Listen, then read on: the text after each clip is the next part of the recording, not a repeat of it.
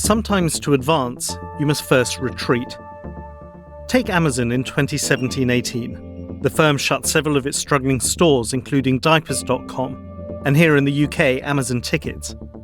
It put the brakes on meal deliveries, cut investment in its Chinese marketplace, and automated tasks previously handled by human managers. Founder Jeff Bezos also cracked down on bureaucracy, warning executives that complexity is the silent killer of growth. Some of the resulting cuts were painful, but as the firm's unofficial biographer Brad Stone wrote, they unlocked the most fertile period of growth in Amazon's history. Welcome to Baillie Gifford's short briefings on long-term thinking, our podcast exploring the importance of taking the long view when investing. I'm Leo Kellion, and I'm joined by Gary Robinson, a manager in our US equity growth team. Gary's also co-manager of the Baillie Gifford US Growth Trust, a manager of the American Fund, and a partner in the firm. In this episode, we'll discuss how recent efficiency efforts by some of his portfolio companies could unlock further growth. But first, a quick reminder, as with all investments, your capital's at risk and your income is not guaranteed. Gary, welcome to the podcast. Pleasure to be here. So this is your second time on the show. Before we dive into the topic, can you just remind us how you got into investing and particularly to specialize in North American companies? I got into investing completely by accident. I studied biochemistry at university, and I realized about halfway through my degree that biochemistry wasn't going to be my future.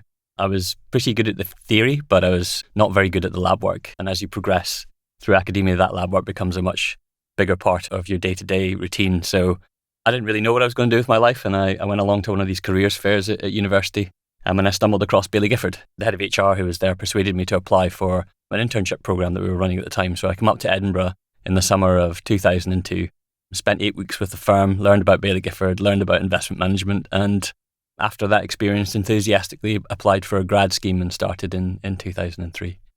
For the first 5 years at the firm, I spent some time on our Japanese equity team. I did a couple of years on our UK equity team, a couple of years on Europe. And then in 2008, I moved over to the US equity desk, mainly because I think we'd had one departure from the team to a firm outside Baillie Gifford, and then we had one internal move, and our US team needed people. That was my start on the team. That's now going 16 years ago, and it's a market that I've just really taken to and enjoyed working on. Why do you enjoy it so much? What is it about American companies? I mean, I'm biased, so you have to take what I say with a pinch of salt, but I still think that America is by far the most innovative and dynamic economy in the world. And as a long-term growth investor, it really is the most fruitful place for looking for investment opportunities. So we're going to explore efficiency improvements in this show and why the markets sometimes underestimate their long-term impact. I gave an example from Amazon's past at the start, but you also draw inspiration from an earlier period, don't you? Yeah, I can see parallels with what's going on today in the technology sector and what I observed in the consumer and industrial sectors coming out of the global financial crisis. So right at the start of my time on the US equity team.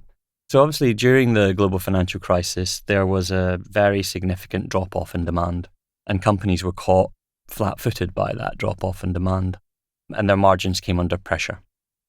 So they were forced to take a look at their cost bases, their organizational structures, their priorities during that period. But what actually happened in the end was they ended up coming out of the financial crisis a lot stronger than they went in, and they went on to generate profit margins that were much higher than what the street was expecting. So one example would be a company like United Technologies Group, which makes airplane engines and lifts.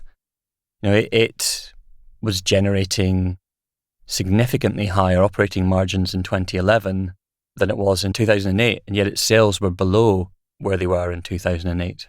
You fast forward to today, and I think we're seeing a similar pattern play out in the technology sector. The circumstances were a bit different, but there are parallels. So, this relates to COVID and the locking down of and opening up of the economy. What happened with COVID, as I'm sure a lot of people are aware, is, when the economy opened up again after lockdown, we saw a big shift in demand. At that point, demand was mostly online because people were at home most of the time. But post-lockdown, demand shifted from being mostly online to a mixture of online and offline. And for companies that were geared towards the internet, e-commerce companies, digital entertainment companies like Netflix, there was a similar effect to what we saw during the financial crisis. So their revenues come under pressure, their growth rates come under pressure, and their margins came under pressure. And some of these businesses actually even went from making profits to making losses. So Amazon's retail business went from being profitable to being unprofitable. Shopify, the provider of software for merchants to run their businesses online, that went from being profitable to unprofitable. And it forced these companies to take a real serious look, again, at their organizational structures, their cost bases, their priorities. I think what's happening right now as we emerge from the other side of that is these businesses have gone through that process and are actually coming out the other side of it stronger than they went in. And not just stronger in terms of more profitable and with more profit margin potential, but I think more nimble, more adaptable, more resilient. And I don't think that the market's completely caught up with this yet. So was this to a certain extent that during COVID times, some of those companies overhired, slimmed back afterwards, but have discovered in doing so that they're more efficient because they don't always need the same amount of people or the same amount of engineers on a team, for instance? I think that's right. I think some of it was over-hiring during COVID.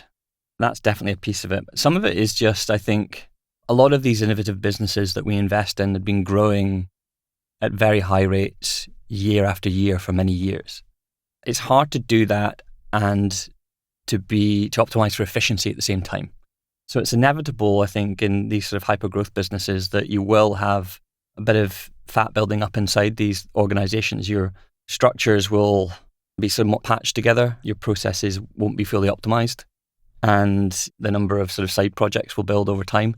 And so I think part of what happened in the last 12 to 18 months with some of these sort of restructurings was companies addressing overhiring during COVID. But also I think what happened was just that this gave the companies the impetus and the license to actually have a think from first principles about what the businesses ought to look like. And they're coming out of that process a lot more efficient than they went into it. And obviously there's a human cost to making some of these efficiency cuts. But presumably if you're running a company and you put that off, the danger is that the cuts that you have to make end up being a lot worse later on. I don't think any of these companies wanted to be in a position where they had to reduce the number of staff. What's key in an unfortunate scenario like this is that the process is handled well, that the staff are treated fairly. And as you say, if companies weren't making these changes and sort of future-proofing their businesses, then there's a chance that they won't be around in 10 or 15 years. And the other thing that happened was ChatGPT and generative AI and people within those companies deciding that the direction of the companies needed to change as well. Yeah. I mean, this is a big topic and we could go in a lot of different directions with it. And I think we're only just scratching the surface with regards to AI. We can talk about the potential for AI to make companies more efficient. We can talk about the potential for AI to help companies improve their products and to generate more revenues. We can talk about the excitement of the AI companies themselves. One notable example that's maybe worth mentioning in this context is Shopify again. And Toby Lutka, the founder of Shopify, is an incredibly thoughtful individual. And I think he's very paranoid about Shopify becoming bogged down in bureaucracy or slowing down. And he's always stated that his aim with Shopify is to build a company that lasts 100 years. And we're about 20 years into that. And he says that the reason why large companies slow down isn't usually because they get large. It's because they accumulate what he calls side quests. A main quest is the sort of core purpose of an organization, and side quests are projects that maybe aren't as aligned with the core purpose. They're more nice to haves rather than need to haves. And he says when a company's successful and it starts to get big, it has more resources and it starts to build up these side quests. But I think that's fine for a business during a period of economic strength and where the backdrop is relatively stable. But when you go through a paradigm shift, companies that have lots of side quests alongside their main quest are often less adaptable than companies that are a lot more focused. And so Toby Lutka thinks that we're going through one of these paradigm shifts right now with the emergence of AI. And he doesn't want Shopify to be caught flat-footed with that. And so he's been on a process of trying to reorientate Shopify around its main quest and tackle side quests. So one of the things that happened on the back of this was Shopify disposed of its logistics business. It was trying to build the infrastructure necessary to enable its merchants to send packages to their customers through Shopify rather than through third parties. And, this was very much in the category of nice to have rather than need to have for Shopify. With AI coming along, he realizes that actually this is much bigger. Like the nature of what is possible for Shopify as a product now has completely changed with AI. And at this point in time, it just makes sense for the company to reorientate its business around this opportunity. What are some of the practical uses of AI that we've seen them put in place already that their clients can make use of? It's very early days right now. So the products are still, they're powerful, but they're rudimentary relative to where they'll be in 2 or 3 years' time. The main one for merchants is a product called Sidekick. And Sidekick is almost like an assistant that you can ask questions of, and it will help you build your shop. One of the challenges with software or traditional software, sort of pre-generative AI, is the learning curve, right? So you start using a piece of software for the first time. Where do you even begin? The way the software is structured is you'll have lots of sort of drop-down menus and lots of commands. And it's in a format which Toby Lutka calls sort of imperative. There are things that you can set the software to do in the hope that you will achieve an outcome, but it's an indirect way of achieving that outcome. And you have to understand the software and you have to understand what's possible. Shifting towards a sort of generative AI model of this, instead of actually having to move up this steep learning curve of learning everything that a piece of software can do and then understanding it in a way which enables you to use it to achieve your goal, you just ask the AI assistant. You say, AI assistant, I would like to grow my business in Europe. What would be the best way to do that? And it will make suggestions for you rather than you having to come up with all of the steps in that plan. So that is where we're ultimately going to with this. But right now, Sidekick is an assistant that can give you tips on how to use the Shopify software platform and really get the most out of it. And Luca's concern was that if they didn't do this at speed, they could be disrupted themselves. Is that right? I think that's it, yeah. One of the other things that Luca talks about in interviews is how he tries to apply the engineering mindset not only to the products that it offers to the clients, but also to Shopify itself. How much consideration do you give to that as an investor? To the culture of the business? Yes, to doing things. I think they've got an internal software system, for instance, that collects data about the business and then suggests the resources and skills needed to complete the projects efficiently. So he's bringing in engineering systems to make the company work more efficiently. Shopify has lots of cool things that they do internally. They have a sort of bird's eye view system for looking at all the projects that are going on inside the business that Luca and some of his lieutenants can look at and check where they're on track, where they're off track, and have this sort of holistic view of all of the missions that are going on across Shopify and how they map towards the main mission. They've built internal software to enable their employees to pick how much of their compensation comes from restricted stock versus just cash compensation, cash bonuses. They've built their own software for doing marketing, which actually incorporates some AI tools. So, he approaches the task of building a company from first principles and draws upon his experience as a programmer and gets to solutions that way rather than working backwards from what exists already. And I think this is a feature of all the best companies. And that's why, a colleague of mine observed once, and I'm sure this was a quote from someone else or not, but all of the worst companies look the same, but all of the best companies look different. And it's because all of the best companies are, in my opinion, almost all the best companies are run by these sort of first principle thinkers who approach the task with a blank sheet of paper and ask, how ought it to be done, not how is it done? And do you think it matters that he's a founder doing this in terms of being able to carry his staff with him, but also investors as well? It's incredibly important. Incredibly important. I think this is one of the most powerful features of founder-run businesses. If the market backdrop is relatively stable, then I think there are some advantages to businesses being founder-run versus not founder-run. They're significant, but they're not massive. But if you're in an environment where the backdrop is changing, where we're going through a paradigm shift, for example, the shift from desktop to mobile, which Shopify navigated successfully, or the shift that we're going through right now towards AI, then having a founder is really, really powerful because during these paradigm shifts, in order for companies to navigate them successfully, they need to pivot fast and they need to redirect the resources inside the organization away from the core towards what at that point in time are often sort of satellite efforts. And the political capital inside these organizations is usually with the core.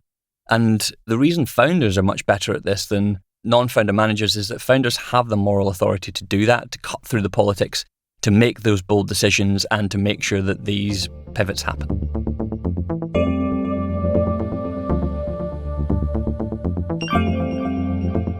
We've discussed how Shopify is optimizing its business. Let's turn now to Meta, the owner of Facebook, Instagram, and WhatsApp.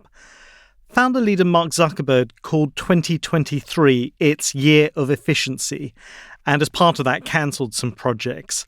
But that doesn't signal he's becoming any less ambitious, does it? No, I think there are parallels here with what I discussed with Shopify in terms of main quests versus side quests, and Mark Zuckerberg puts it differently in his own words, but he said that when organizations get big, they take on a lot of additional projects, and those additional projects on the face of it may look relatively immaterial, but whenever you spin up an additional project inside an organization, you need to add HR resource, you need to add IT resource, you need a lot more operational support to deal with the increased number of projects. And when you grow these support departments like HR, like IT, the bigger these departments get, the less efficient they get.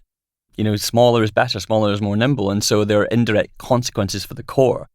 I think one of the sort of calls at Meta was just for refocusing of the business around what really matters to the business. This was not about retrenching or a lack of ambition. This was about how do we best execute on our core mission.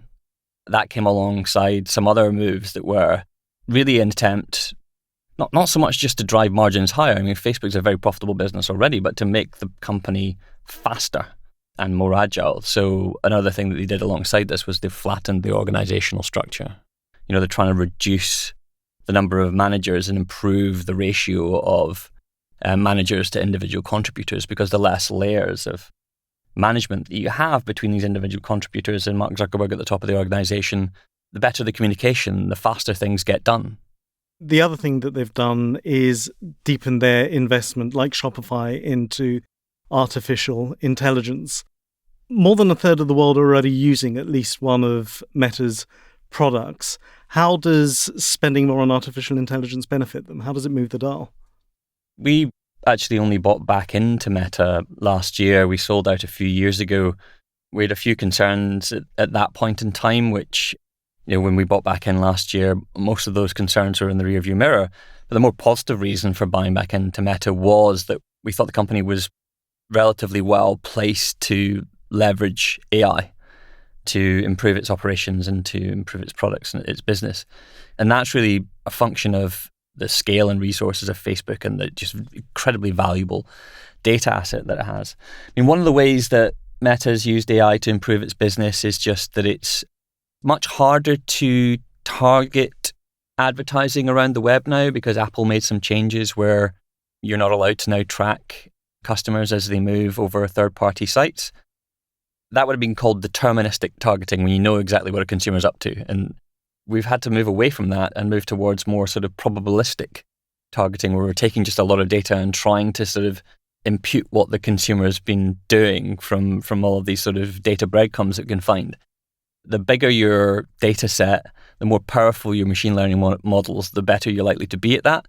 And I think, Facebook has actually pulled ahead of a lot of others in the advertising world on the back of these changes, because it's been able to leverage AI in a way which has enabled it to really do that targeting, that probabilistic targeting more efficiently than its competitors. That's one example. But it's been used across the business in lots of different areas. Another is improving the recommendation algorithms on products like Reels. And that's helping, Facebook is quite a mature business when you look at it from the perspective of the number of people who are using the product. But they're still managing to grow engagement now. And I think AI has been a real tailwind for that, as it's serving up content that's helping to drive greater usage of these products.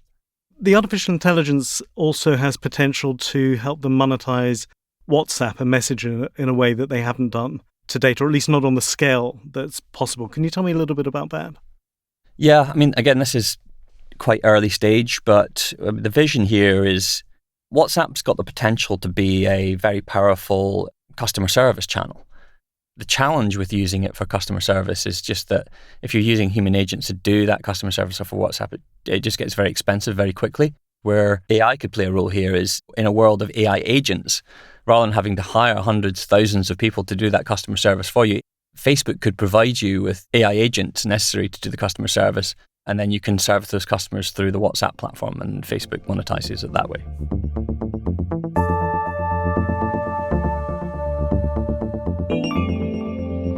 So we've discussed two of your longer-term holdings, Shopify and Meta. Let's move on to a newer one next, Block. Listeners who aren't familiar with it will probably know its co-founder and principal executive officer, Jack Dorsey, who was one of the founders of Twitter. Can you give us a brief introduction to what Block does? Yeah, sure. There are two main parts to it. So Block used to be called Square. And the first part of the business is Square, which if you've ever sort of paid for something at a small offline merchant in the US, there's a good chance you've used Square. So Square provides the hardware and software that micro merchants and small merchants need to accept payments and run their businesses. So initially it started as a little dongle that you plugged into your iPhone. Consumers would come in and they'd be able to swipe the card in the dongle, and the merchant could accept payments with nothing more than an iPhone in this very, very cheap dongle. It's become a little bit more sophisticated than that over time, but the basic principle of Square is that it enables merchants to get up and running and accepting payments offline a lot faster than they would have been able to do with legacy products. And then the second part of the business is Cash App. And Cash App is a peer-to-peer payments network that initially gained traction with the underbanked and unbanked in the US, but it's grown to be a very significant financial platform now that goes well beyond just peer-to-peer, and it offers customers cards, savings products, investment products, and so on. How does Block then fit into this theme of being focused and disciplined? I think Block, like a lot of Silicon Valley-based companies prior to COVID, was optimizing for growth. And there was some attention paid to the bottom line, but it was definitely much further down the list of priorities than growth. Coming out of the other side of COVID volatility, Block is another company that's really, for reasons that go beyond just cost and driving margins up, actually starting to run its business in a lot more of a disciplined and focused way than in the past. So the company has rationalized the number of projects it's working on. It's really focusing in on the sort of core areas and the growth priorities of the business. It's also capping the number of employees. One of the things with employee numbers is that they can start to run away from you as an organization if you don't have. So there's a really, I don't know if you've ever read the book, but there's a satirical but very insightful book called Parkinson's Law and Other Studies in Administration by Northcote Parkinson, I think is the name of the author. Anyway, in this book, he says that the rate of growth of employees in an organization is driven by the number of people in the organization who would like to have subordinates. And then that in turn drives demand for more employees in the organization because those subordinates need to be managed. And then the flywheel starts spinning. And so left unchecked, employee growth can get a bit out of control. And I think that's what happened with Block, where the employee numbers tripled in a relatively short number of years. And so they've put in place this cap at 12,000 employees, and they're going to manage the business under that cap until it becomes a real constraint on growth, which Dorsey doesn't think is going to happen for years. So this has gone from being a business which was growing very fast but unprofitable pre-pandemic to one which could be very seriously profitable within a year or two, but without compromising on that growth. It's actually, there are a lot of benefits coming on the back of this sort of restructuring in terms of the agility and innovative capacity of the organization. And in doing this, Dorsey's centralizing more of the decision-making in the company so that more reports go through him. How does that benefit Block in the longer term? I think every great company grapples with the tension between decentralization and centralization.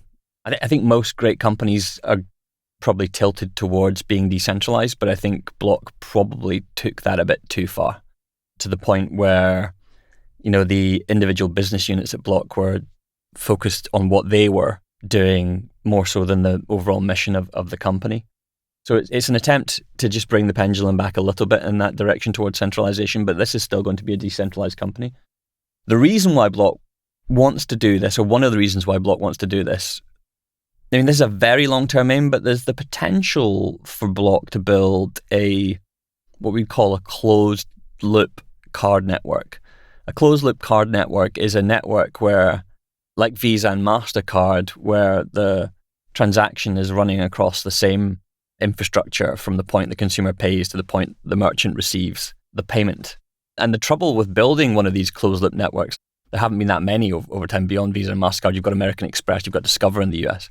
The challenge is there's the chicken and egg. You can't sign up merchants to accept your payment product until you've got scale on the consumer side. But consumers aren't going to sign up to use your product until you've got merchant acceptance, unless there are lots of merchants that accept the card.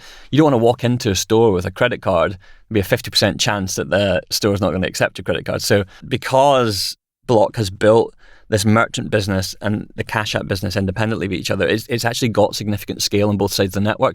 What it needs to do now is bring these two functions closer together and start to tie them up a little bit more to make this more of a seamless closed-loop network rather than two independent businesses, and that requires a little bit more centralization than in the past. And have you had a chance to talk directly to Dorsey about his ambitions? Yeah. We spoke with Jack Dorsey a few months ago over a video call. I came away from that conversation feeling like he's really engaged with the business at the moment. He's set out a very clear strategy for what he wants to do, and he's been a lot more public facing than he's been in the recent past. And I think that's great. I think what it's doing for Block is it's really giving the organization, and what's been a challenging time, it's reminding people of the purpose of the organization and driving alignment around these sort of long-term goals.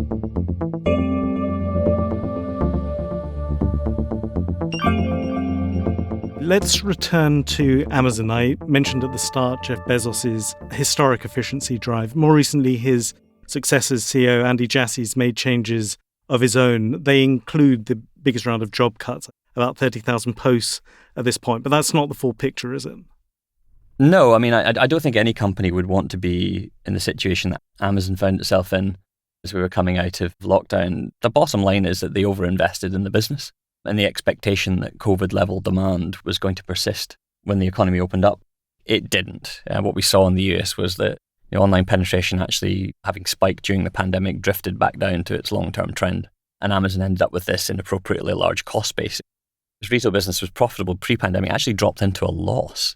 What we're seeing with Amazon right now is a lot of that infrastructure that it built out, none of this is subject to obsolescence risks. So the company's growing and filling up that capacity, and as it's doing so at a very significant incremental margin. Alongside this, Andy Jassy has driven Amazon to be a little bit more focused, a little bit more disciplined, and so the margin profile of the business is this year potentially going to be a lot stronger than it was even pre-COVID, before it started to make these investments and ultimately ended up overinvesting in the business. But the bigger picture with Amazon really is going beyond the sort of the efficiency side of it, is just the growth side of it, and Amazon's retail business on the face of it is relatively mature. It's a pretty significant share of e-commerce, but e-commerce is still only 20% of retail sales in the US. But beyond that, Amazon has a number of quite significant and very profitable lines of business that are growing faster than its core e-commerce business. One of those is advertising. Advertising is something like a $60-70 billion revenue run rate business for Amazon at very high margins. Amazon's almost like the perfect platform for advertising now, especially post these Apple changes that it made difficult to track consumers around the internet, because the Amazon platform is one where the advertising and the transaction happen in the same place, providing that very powerful sort of information feedback loop. Another business that's very exciting at Amazon is Amazon Web Services, which is the cloud computing business. And, that, again, is, I think, very early on and tapping into its long-term growth opportunity. It's already a massive business, but I think there's scope for that business to be a lot bigger in future than it is today. And presumably by finding those efficiencies, again, it gives Jassy that leeway to do more investment. And one of the areas they're investing in, again, is artificial intelligence, both in terms of chips and also the software development. I know They've talked publicly about the idea of having something like a supercharged Alexa, their voice assistant that they might be able to charge customers for. But presumably the bigger opportunity is AWS selling generative AI services to others. How big a market could that be? I mean, it could be massive. We've had sort of cloud computing 1.0 over the last 10 plus years. Prior to Amazon Web Services coming along, if you wanted to have compute power in your organization, you needed to build a data center and then buy equipment and install that equipment in your data center and then hire people to run the equipment. It was a big upfront cost, and you needed to predict how much of it you were going to use in advance without real knowledge of, what your utilization of that was going to be. So there was always excess, there was always waste, and you bought for peak capacity rather than average needs. What AWS enabled was customers to get access to compute power on demand over the internet as and when they needed it. That was transformational, but that was a multi-$100 billion opportunity. The next wave for cloud, I think, is probably an order of magnitude bigger. This is where you're taking processes which are currently manual and inside organizations and making those processes digital and running them in the cloud. So automating processes and using AI in order to do those for you in a digital manner. Can you give me an example? Anything routine that can be done by a human could potentially be done by a computer. This is where generative AI could be drafting legal contracts for you. They'd probably still be reviewed by a legal expert at the end of the process, but a lot of the work is actually being done on silicon rather than by a human. All of the time and all of the effort that goes into doing a lot of the routine work right now eventually gets digitized. All of that's going to be running inside data centers. And that presumably means you then see further efficiencies go more widely through the economy and productivity go up as a consequence. Absolutely. I think the productivity implications of this are potentially quite profound. It's amazing that for a company of Amazon's size that there's still so much headroom for it to grow. This has been fascinating, Gary. Before we wrap up, one of the things we like to do on the podcast is ask our guests what they're reading. So what's on your bedside table at the moment? Well, I've just finished reading it. It's a book called How Big Things Get Done, and that's about how big projects get done. Oh, yeah, that's by Professor Bent Floofberg. What have you learned from it? When you look at the sort of big projects that have been tackled, most of them are spectacularly over budget. One of the solutions to this, it seems almost too simple to be true, but it's just like we'd be much better at estimating the cost of big projects if we just looked at the base rates. If you're going to build a 10-story building in America, what people do most of the time is they'll look at the costs of labor, or they'll look at the cost of equipment, and they'll come up with an estimate of what that building's going to cost. That is far less accurate than just looking for the actual base rate data, which is what are all the 10-story buildings that have been built in America over the last 20 years and what did it cost? And then you can adjust it up or down a little bit based on the unique aspects of your own project, but most of the time that's actually counterproductive. Just look at reality as your reference point, not your own estimate. And I think there's some lessons for us to take away from that for investing. Gary, it's been a pleasure talking to you. Thank you for coming on the podcast. Thanks, Leo. And thank you for joining us for this conversation. You can explore more of Gary's investment thinking in articles and videos on Baillie Gifford's website. I highly recommend his recent paper, Lessons from Evolutionary Biology, where he explores the importance of adaptability. You can find a link to that and some of his other work in our show notes. We've also included some of the podcasts and articles I used to prepare for the conversation, including interviews with Shopify's Toby Luca and Meta's Mark Zuckerberg. If you haven't already done so, please do subscribe via Spotify or any other podcast app, or explore our library of previous shows and their transcripts at baileygifford.com/podcasts. But for now, listeners, I look forward to briefing you again next time.